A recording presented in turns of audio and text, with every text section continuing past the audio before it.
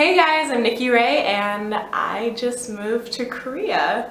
So I've been here for about a month now and I'm slowly starting to get into the swing of things. I'm still in shock that I'm even here. It was just a long waiting process and everything was just up in the air and I just had to go with the flow. I feel like I'm still going with the flow because adjusting to a new lifestyle and a new country, a new language, and just everything. I am a full-time English teacher. I teach ESL to elementary kids, so English as a second language.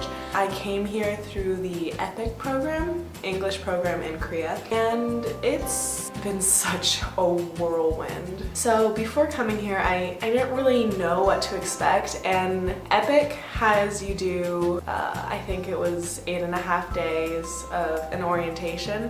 I flew in on the 19th, and then the orientation started on the 20th to the 28th, and that was in Daejeon, Korea. So in Daejeon, I'm not really sure how to pronounce it, we had teachers come from the United States, Canada, South Africa, the UK, and I think there are a few other places.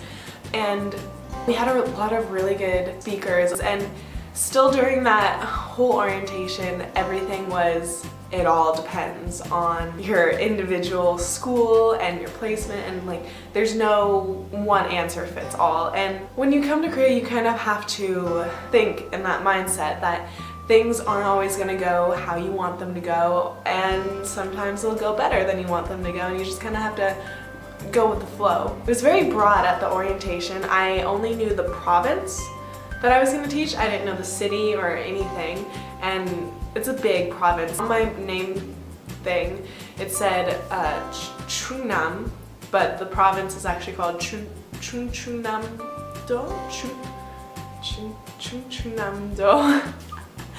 I don't really know. I'm American, I'm sorry. That's another thing that I find myself saying a lot here is, I'm sorry, I'm American, but I say it in Korean. I'm like, 죄송합니다. 저는 미국 사람입니다.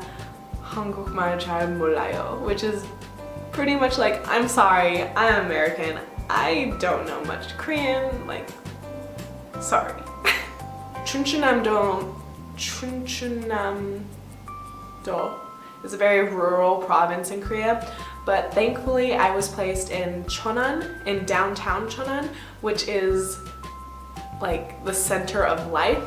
And then there's like farmland around it. I have to take a 25-minute bus to get to my school every day because it's in the rural, but I got pretty lucky with this placement because there are a lot of people, there are things to see, and when you come to Korea, you should learn as much Korean as you can, because even though you're here to teach English, it will help you so much in daily living, and trust me on this, learn as, like, cram it in there. I was talking to the other EPIK teachers placed in this province, and I think I got the best apartment. Like, I was really surprised. It's very spacious, but one thing, even though your contract says you should get a bed, a desk, a couch, a fridge, like you should have appliances left over from the previous EPIK teacher, should does not mean will.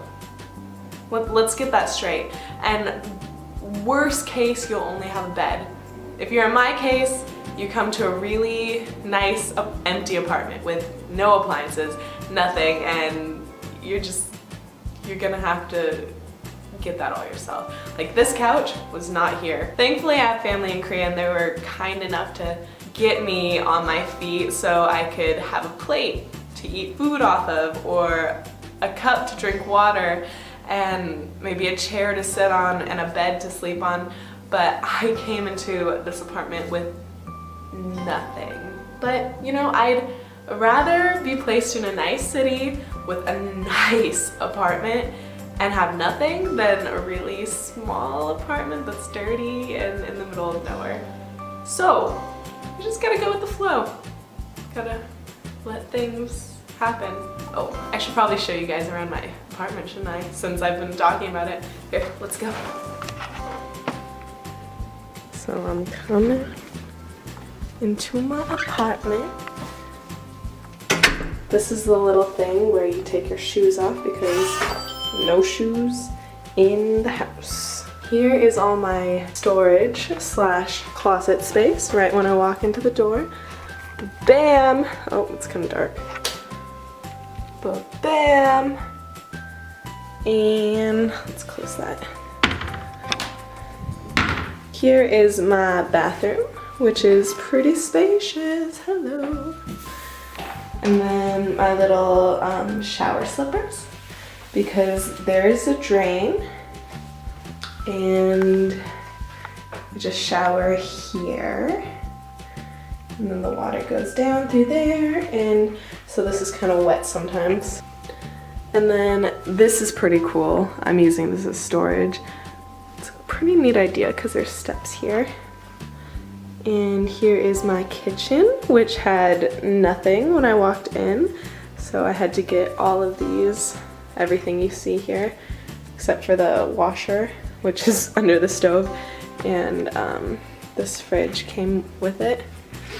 So everything I got, it's a pretty large area. And then here's my main living area. That's my couch, which turns into a bed. And then those are the mats that I put on there. Here's a little table and chairs that I'm borrowing from my cousin. And the air is really dry in Korea, so I suggest purchasing a little humidifier once you get here. So here's a view from outside of my window. That grayish building is called Shinsegae, which is a luxury department store. It's pretty fun. So this is the city of Cheonan, and this is the Hopin part, but this is still considered the country. And then I actually have an upstairs, but the ceilings are pretty low. I slept here for the first 2 nights, but I'm not doing much with this space, except I use that closet to store clothes.